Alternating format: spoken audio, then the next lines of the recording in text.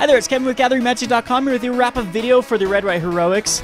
Not too shabby. I mean, we had a little bit of rough draws versus some of those matchups. Again, the matchup that's giving us the biggest problem here is mono black, as we just get 2-for-1 like crazy in this deck, trying to hook up like a Madcap Skills and an Ethereal Armor onto a creature, and then like a Bile Blight or a Devour Flesh just completely blows us out. Same thing with the burn decks, as the burn decks just have so many answers right now against the Red-White Heroics type archetype here. So in conclusion, the metagame is way, let me emphasize that even more. It is too hostile for this deck. So it is a budget deck, but I still think there are better budget decks out there. They just can go around a lot of the removal that is being using right now. Yeah, I think that maybe mid-range decks to kind of shine. Things that can actually survive removal, like Advent of the Worm, I think would be great in the metagame right now, as all those burn decks would just cave to an Advent of the Worm. Fourth turn, you check out, I mean, you have like Voice Resurgence and early drops like that. So I'm thinking that it also does well against a mono black type strategy. So definitely, if you're looking into like a budget deck, I think you should go into Celestia. Of course, Voice Resurgence would not be in a budget, but you could get like a fast Experiment 1 Celestia deck where they have to remove the Experiment 1, and then you have like Advent of the Worms, which are very cheap right now to kind of finish them off. So definitely keep that in mind. I do think that would be one of the better routes to go. As far as this deck, again, it's way too hostile, getting 2-for-1 with your Madcap Skills and Ethereal Armors to really make this work. Now, a strategy that might work a lot better here is I've got a deck built for a non-budget, and what this one has is it has a full of Chain of the Rocks to give you more removal package against, of course, the mono black. Mono black cannot answer a Chain of the Rocks.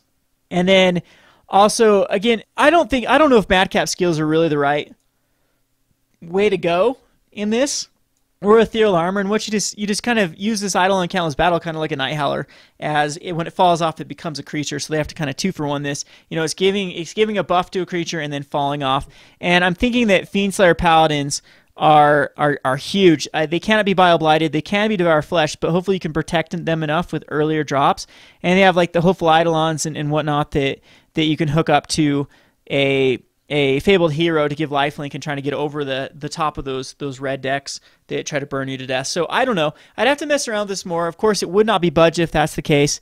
Going more heavy in Boros Charms and maybe God's Willing sideboards, and maybe even Gift of Orzhov's main boards, as if this, you know, hooking up a huge enchantment to like a Fiendslayer Paladin, like Ethereal Armor and whatnot, might be pretty good. So anyway, pretty interesting archetype, but again, it's just too hostile, especially with mono blue always there on the verge. Like I don't understand why anyone's playing mono blue anymore, as the deck is completely dead to Bile Blight and against a lot of these decks that, I mean, I guess if the red deck wins and the burn archetypes become popular again, mono blue tends to do pretty well against that, as the Master Waves have protection from red. But even like Tidebiter Mage is pretty bad against it, as they don't have any targets to really tap down.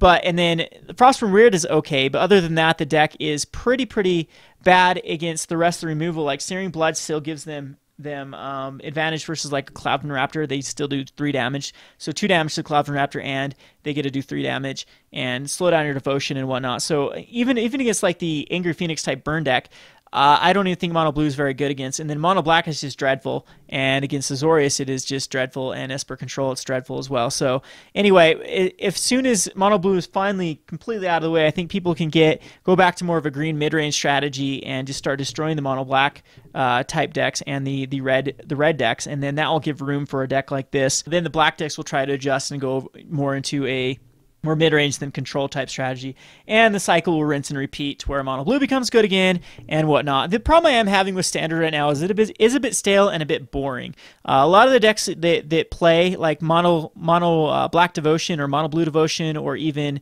the Azorius and Esper control type builds, are very, in my opinion, thoughtless. What I mean by that is they just try to use, there is no synergies. What they try to use is just the best cards in the in the format. So it's kind of like bestcards.deck. And I'm not a big fan of formats when they fall into that category, because I am more of a synergistic and combo player.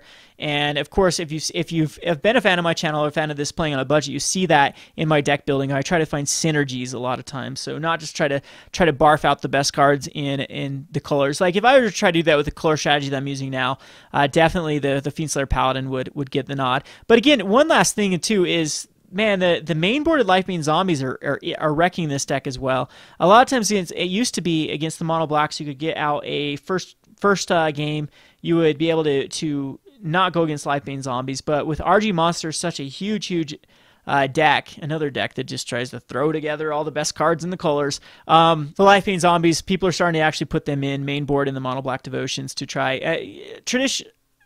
Traditionally, I think RG Monsters mono black have been pretty 50-50, but the Lifebane Zombie kind of puts it over the edge. So anyway, I hope you enjoy these matchups. Of course, any suggestions are more than welcome in the comment section below. Thanks for watching. This has been Kevin with GatheringMagic.com.